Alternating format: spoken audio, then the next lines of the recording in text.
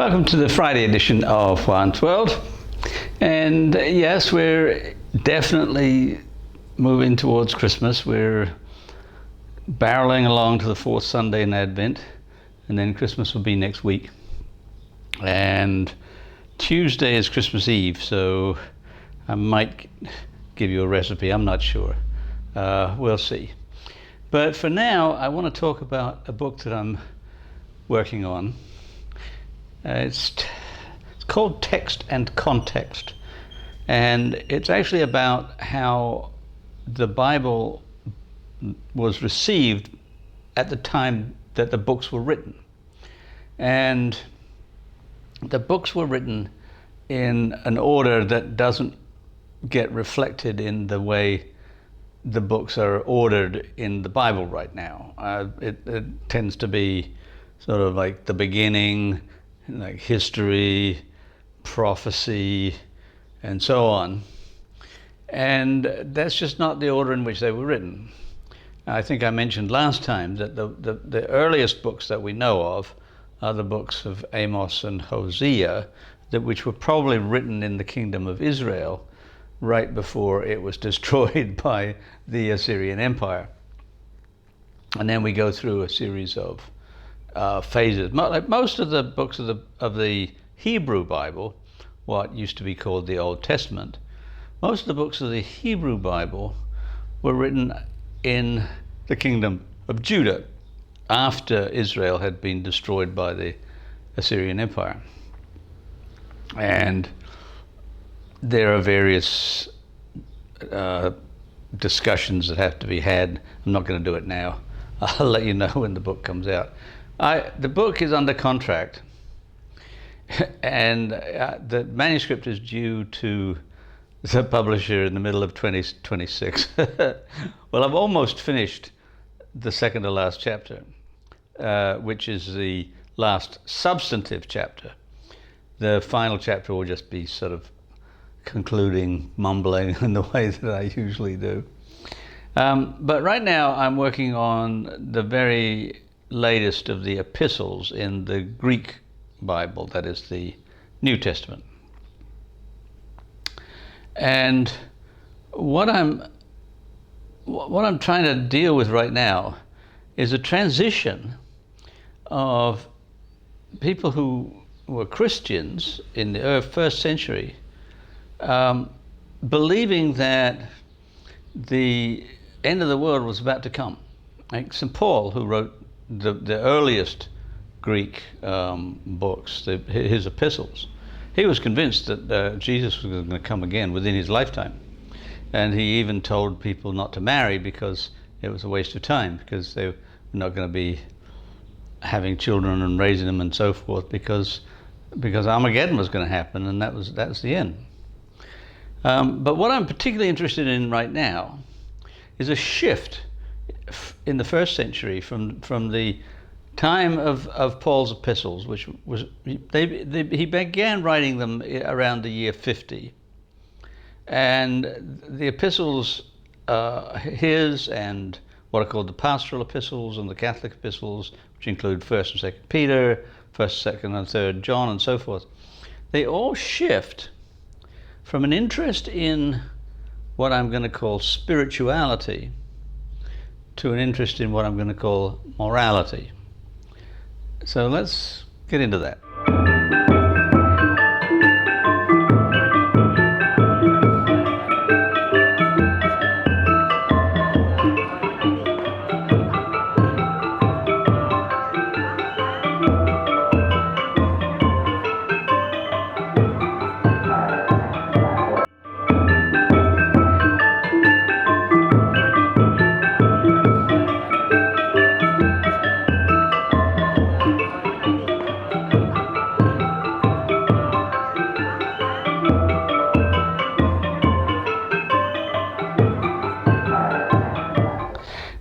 You probably heard somebody say or write at some point, I'm spiritual but I'm not religious. And I think it's even got an acronym, SNR, spiritual, not religious. Well, I don't really quite understand that, because religion ought to be spiritual, but it isn't in a lot of cases, and certainly not in the 21st century. Well, why? Well, the first thing I would say when I unpack spiritual, not religious, is that we have to understand what a person who says that means by religious. What they, I'm sure, mean is that they don't like organized religion. They don't like going to church.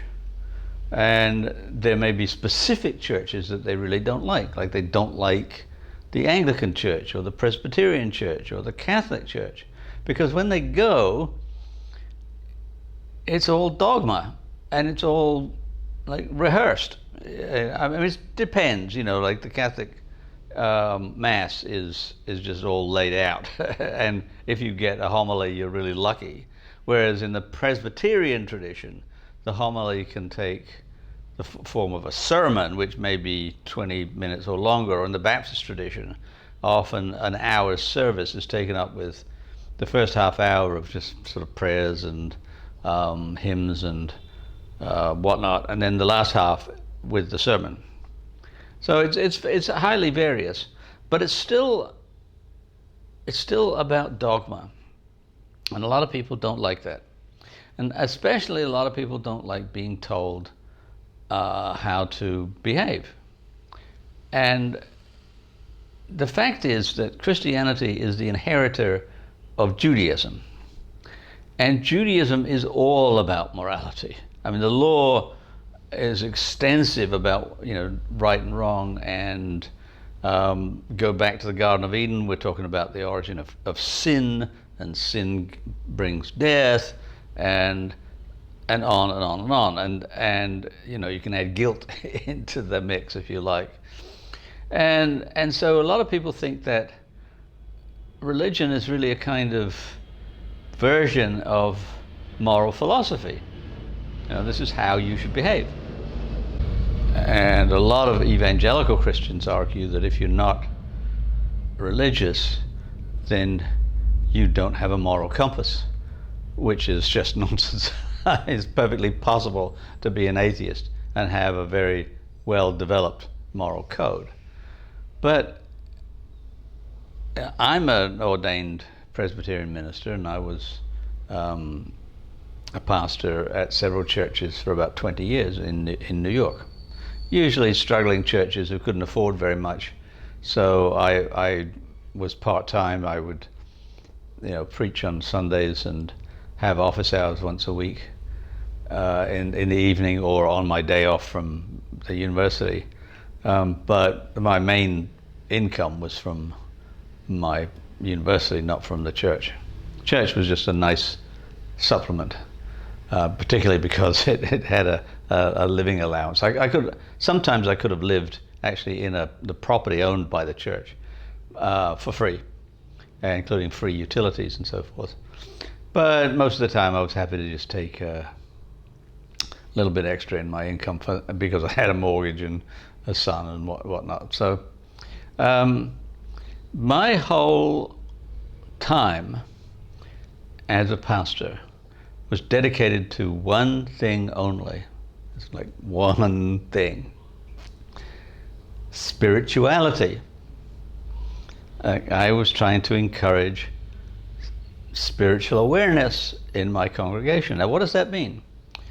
Well, not entirely sure I know, but what we tend to want to do in theological terms is to distinguish between the physical realm and the non-physical realm, which in Greek was called metaphysical, meta, beyond, physical, or we could say spiritual. So like God is a spiritual being. Angels are spiritual beings. And within the Christian tradition, we have a soul which is non-material, which is responsive to the spiritual world.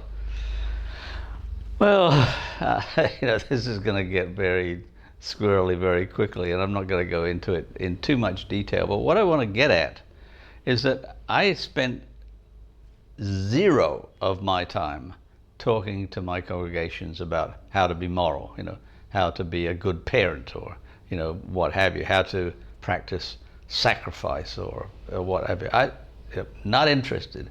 I'm interested in developing a person's spirituality. And as I said, I don't really quite understand how that is. Although I can allude to what's called the mind-body problem in philosophy. The mind-body problem is difficult. How does a thought translate into an action? Or what is a thought? There are some physicalists who say, well, a thought is just electrical impulses or activity, or electrical and chemical activity in the brain, which manifests as thoughts. Well, where do they come from? Like, if I decide I want to raise my arm, how does that happen? How did I have the intention to raise my arm? Like, where does that reside? And how does that translate into the nervous and muscular activity of raising my arm? All very complicated philosophical areas. Rene Descartes is famous for saying that we have a body which is physical and a mind which is not physical, and they are made of different substances, and that's called dualism, and that's one possibility. And the other possibility is monism, that is, that there's only one thing, the physical, and that the non-physical is just some kind of illusion. Well, I don't know about that. But what I do know is that there's an area in my life, a realm of my experience, that isn't, in my personal emotion or feeling, is not physical. Like, where does a dream exist? Where does imagination exist? Now, those are the things that I want to know about, and I would classify them loosely under spiritual.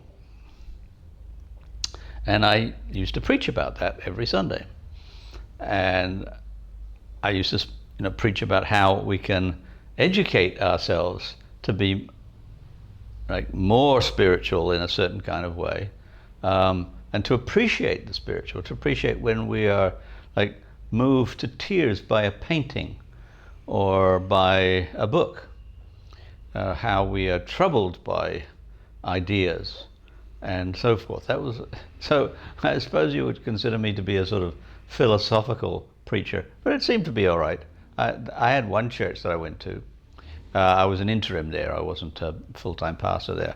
I was filling in whilst they hired a new pastor, and they needed somebody permanent as they did that. And that was my whole intention, was to get them to be inspired, if you like to be motivated by their spiritual selves. And because the alternative is to think of your religion as being all about right and wrong, like, don't do this, you are a sinner, confess, to remove guilt and so forth. Well, I just find all of that worthless. I want to develop spirituality in people, and that's what I do. Here we go back to at Christmas.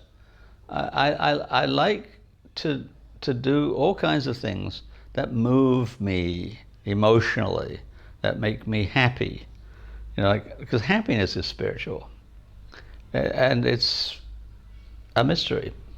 And so I do a lot of special cooking only at Christmas. There are certain spices, certain recipes, certain things I make only during the Advent season, no other time, and they move me. They move my soul.